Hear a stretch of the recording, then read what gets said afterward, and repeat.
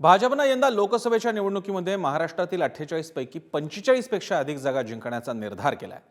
यासाठी पंतप्रधान नरेंद्र मोदी सभांचा झंझावात त्यांचा सध्या बघायला मिळतो। विशेष करून मोदींनी पश्चिम महाराष्ट्राकडे अधिक लक्ष केंद्रित केलंय। पवारांचा गड असलेल्या पश्चिम महाराष्ट्रात मोदींनी 4 दिवसात 5 सभा घेतल्या आहेत। कृष्णा नदीच्या काठावर बसलेल्या सातारकरांना माझा नमस्कार। पश्चिम महाराष्ट्राचा गड सर करण्यासाठी पंतप्रधान नरेंद्र मोदी सरसावलेत। साखरपट्ट्यात विजयाची गोडी चाखण्यासाठी मोदींनी 3 दिवसात 4 सभा घेतल्या।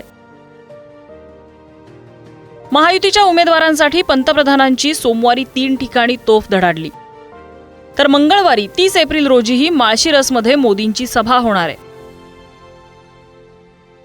पश्चिम महाराष्ट्रासाठी 4 दिवसात 5 सभा। 27 एप्रिलला कोल्हापुरात सभा, 29 एप्रिलला सोलापूर, कराड आणि पुणे या मतदारसंघात सभा, तर 30 एप्रिलला माढा मतदारसंघातल्या माळशिरसमध्ये सभा। कृष्णा नदीच्या काठावर बसलेल्या सातारकरांना माझा नमस्कार। सातारा हर देशभक्त के लिए किसी तीर्थ स्थल से कम नहीं है। सातारा में भगवा पहले भी लहराता था और लहराता ही रहेगा। या भारताचं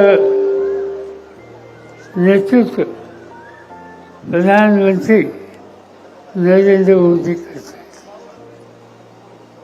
आज ते या जिल्ह्यात आहेत। आज उद्या महाराष्ट्रामध्ये अनेक ठिकाणचे जात आहेत। त्यांनी मनावर घेतले आणि त्यांच्या लक्षात आले की हा महाराष्ट्र एका वेगळ्या रस्त्याने जाणार आहे आणि चुकीची गोष्ट, चुकीचं राजकारण करण्याच्या संबंधीची त्यांनी पावलं टाकली। त्यांच्या हातामध्ये लोकांचा पाठिंबा येणार नाही। साखरपट्टा अशी ओळख असलेल्या पश्चिम महाराष्ट्रात एकेकाळी काँग्रेसचा दबदबा होता। मात्र 1999 मध्ये राष्ट्रवादीच्या स्थापनेनंतर पश्चिम महाराष्ट्रात शरद पवारांचा वरचष्मा राहिलाय, तर कोल्हापूर जिल्ह्यात राष्ट्रवादीसह शिवसेनाही ताकद राखून आहे। मात्र राष्ट्रवादी आणि शिवसेनेतल्या फुटीनंतर पश्चिम महाराष्ट्र काबीज करण्याची भाजपला संधी चालून आली आहे।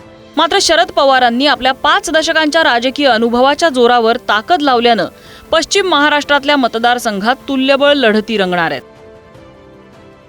आता हा पश्चिम महाराष्ट्र भाजपसाठी महत्वाचा का? तर पश्चिम महाराष्ट्रात 9 पैकी 6 ठिकाणी महायुतीचे खासदार आहेत। पश्चिम महाराष्ट्रात भाजप 4 तर शिंदेंच्या शिवसेनेकडे 2 खासदार आहेत। पश्चिम महाराष्ट्रात शरद पवारांच्या राष्ट्रवादीचे 3 खासदार आहेत। शरद पवारांच्या राष्ट्रवादीकडील सातारा, शिरूर आणि बारामती मतदारसंघ काबीज करण्याचा भाजपचा प्रयत्न आहे। भाजपकडील सोलापूर आणि माढा मतदारसंघात काटेकी टक्कर आहे। महाराष्ट्रात बदलचा कॉन्फिडन्स भाजपला नाही आहे, म्हणून 5 टप्प्यात मुळात या निवडणुका जाहीर झाल्या आणि आता 3 वेळा, आता परत 3 वेळा, अजून पुढचे 2 टप्पे महाराष्ट्राचे आहेत। मुंबईचा टप्पा वेगळा आहे, अजून एक टप्पा आहे। मला वाटते किमान 10 त्यांच्या भेटी होतील असं भाजपचे लोक त्या ठिकाणी सांगतात। याचा अर्थ राज्यातल्या नेत्यांवर कॉन्फिडन्स राहिलेला नाही। राज्यातलं नेतृत्व काही प्रमाणात यशस्वी आणण्यामध्ये या ठिकाणी ते पुढे येऊ शकत नाहीत, ह्या निश्चितपणे खात्री झालेली आहे। बघा, मोदींवरती विश्वास ठेवू नका, हे मी वारंवार सांगतो। मोदी या दिवा विस्ताना मोठा होतो तसं मोदींचं सध्या सुरू आहे। 4 जूनला मोदी देशाच्या राजकारणात नसतील। मोदी यांच्यासारखा दादांत खोटं बोलणारा राजकारणी देशात कधी झाला नव्हता। काँग्रेसनं कोल्हापुरात शाहू छत्रपतींना उमेदवारी दिल्यानं महायुतीसमोर कडवं आव्हान उभं टाकलंय, तर सोलापुरात आमदार प्रणिती शिंदे यांना उतरवण्यात आलंय। सोलापुरात भाजपचे राम सातपुते यांचं आव्हान असलं तरी प्रणिती शिंदेंसाठी शरद पवारांसह मोहिते पाटील घराणंही सरसावलंय। सातारची जागा भाजपने उदयनराजे भोसले यांच्यासाठी प्रतिष्ठेची करून घेतली आहे। माढा मतदारसंघात भाजपसाठी एकतर्फी वाटणारी निवडणूक सध्या चुरशीची बनली आहे। भाजपमध्ये असणाऱ्या अकलूजच्या मोहिते पाटील घराण्यातल्या धैर्यशील मोहिते पाटील यांना शरद पवारांनी रिंगणात उतरवलंय। शिवाय माजी मंत्री आणि फलटणचे रामराजे निंबाळकर यांनी रणजितसिंह नाईक निंबाळकरांविरोधात बंडाचं निशाण फडकवलंय। त्याच पार्श्वभूमीवर पंतप्रधान नरेंद्र मोदी थेट माळशिरसमध्ये सभा घेणार आहेत। पंतप्रधानांनी ज्या मतदारसंघांमध्ये आज आणि उद्या सभा घेतलेल्या आहेत हे थेट शरद पवारांना आव्हान देणाऱ्या सभा आहेत. पंतप्रधानांनी महाराष्ट्रावर आणि त्यातच विशेषतः शरद पवारांवर लक्ष केंद्रित केलंय. त्यांना आव्हान दिलं जात आहे. याचा नेमका निर्णय काय होणार, कोण याच्यात विजयी होणार यासाठी आपल्याला 4 जूनच्या निकालाचीच वाट पाहावी लागेल.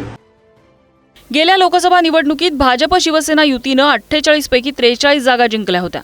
ज्या 5 जागा आघाडीनं बाजी मारली होती त्यातल्या 3 जागा पश्चिम महाराष्ट्रातल्या आहेत.